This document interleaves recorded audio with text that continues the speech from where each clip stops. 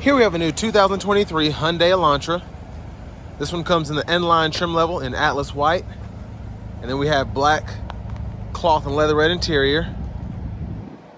The powertrain consists of a 1.6 liter turbocharged 4-cylinder, putting out 201 horsepower. And then that's mated to a 7-speed dual clutch automatic transmission.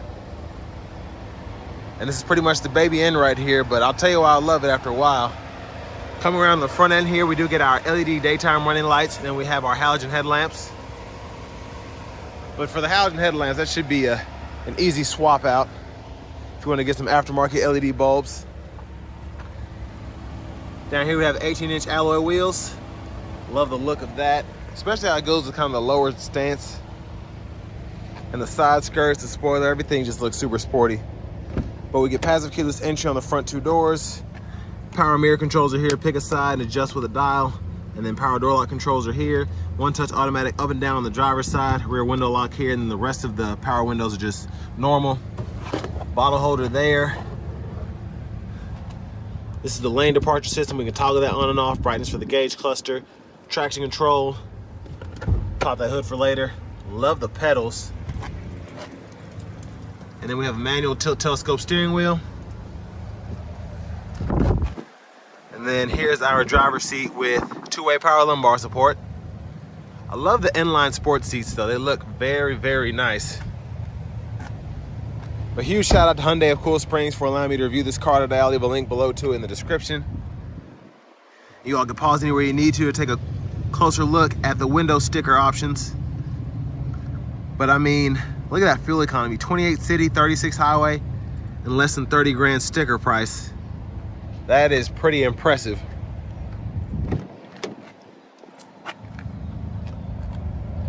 But I have that seat up front adjusted for someone of my size, 6'3", longer legs, so this is what the rear leg room looks like.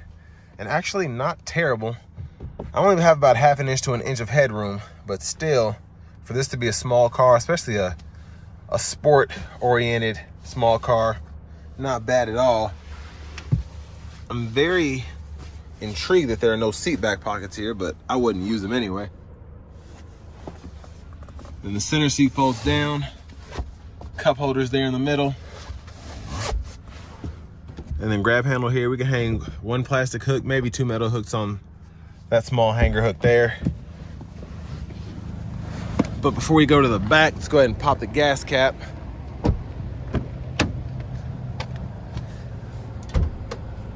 As well as the trunk. That gas cap's right there, and it should take regular, no problem.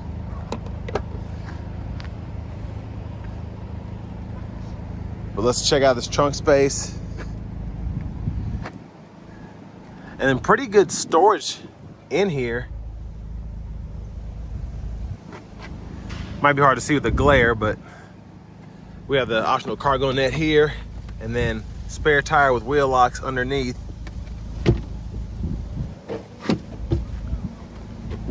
And then we're actually gonna pull this. This is how you fold down that rear seat, so we're gonna test that out. But love the styling of the back end, especially that diffuser down there. And that exhaust tip is very nice as well. And then if you want to pop the trunk from back here, there's the button for that. But I can't say enough about the styling of this N-line. Like I said, for that less than $30,000 price point, it's pretty impressive. And it's actually usable. As you can see, we can fold this whole back seat down, and then pretty easy to just pull it back up and lock it back into place.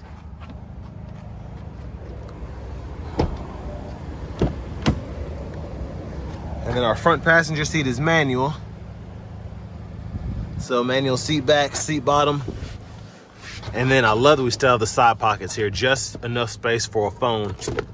And then glove compartment, owner's manual's in there. Like the trim. And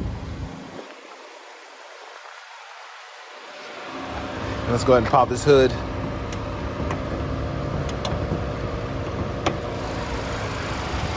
And again, there's a 201 horsepower, 1.6 liter turbocharged 4-cylinder.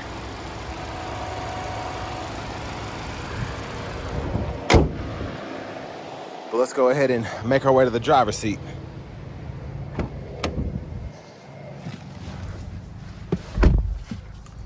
So I love this leather wrap sport inspired steering wheel, excuse me. It's just very nice. It looks fantastic, feels great. And I love how they integrated the paddle shifters there. Again, this is the N line, not the actual N. So this is a bargain in my opinion, but I'll get to that later. Just in terms of how it drives. But home page is here, navigation system's here, and we can type in destinations, it'll autofill for us, or we can use voice recognition, whether it's an address, a store, whatever it is. Then we do get Apple CarPlay, Android Auto compatibility, and then we have AM, FM, XM radio right here, and we can go between the bands right there.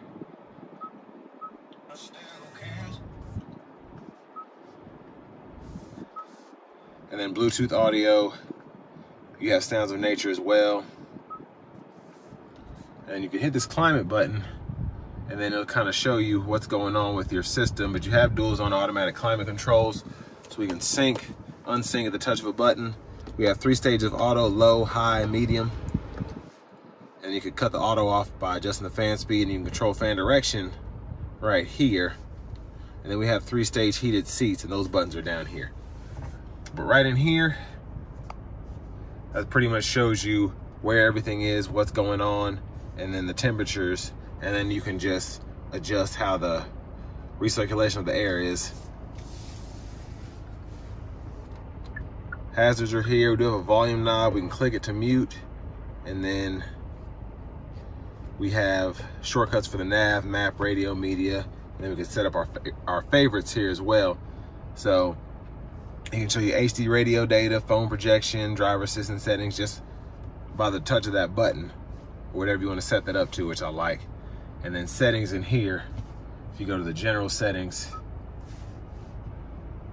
you can go through your system info, language can be adjusted here, date and time can be adjusted, and then your units can be adjusted as well if you want to set those from kilometers to miles, Fahrenheit to Celsius, whatever, you can do that.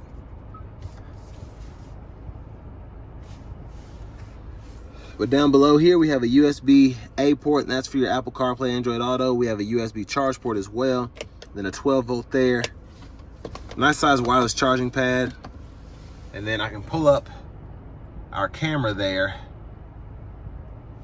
with just a touch of a button, or I can put it in reverse, and it'll show it with the guidelines, and those will follow you as you turn the steering wheel. Now for the shifter, pull the lever, reverse neutral drive, and you can come over here and manually shift from the shifter, or you can use the paddle shifters behind the steering wheel.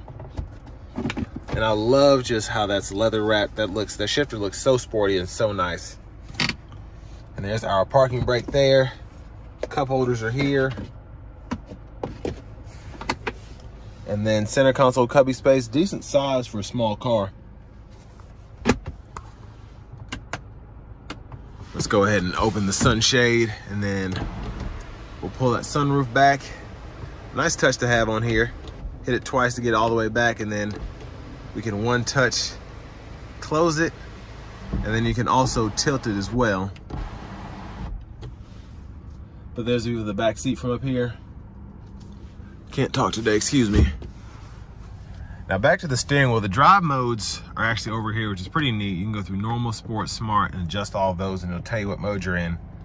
In the gauge cluster, headlamp controls are here. That's low beams, and with the low beams on, you can toggle your high beams on and then turn them off that way and flash when they're not on. Then corners, auto, and then you have your high beam assist. So when you're in auto mode, you can toggle the auto high beams on and off, and then off there. And then to the right side of the steering wheel, we have our windshield wiper controls, one time, and then that's off, intermittent, low, high, and then we can adjust our intermittent wipers here, and then pull up for the front wiper fluid. And then to the steering wheel, we have voice recognition here. Hit this mode button to go through your audio sources, and you can set that up as well, whether you want to just go through FM and Bluetooth, or if you want to go through USB, CarPlay, Android Auto, all of that, you can set that up. And then you can go through your radio station presets or track lists using this button, volume here, and then you can click that to mute, and then you have Bluetooth controls here.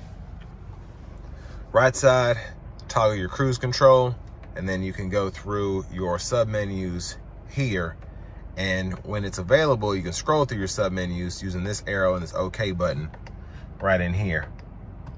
So there are your tire pressure sensors, if you ever need those or want to see those. And then you can actually select contents and you can decide what you want up.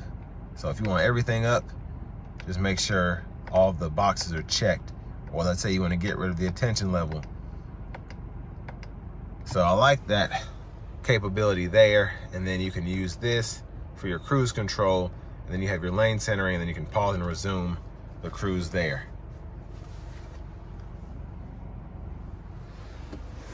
So there's our push button start. Finally, here's our key fob with remote start.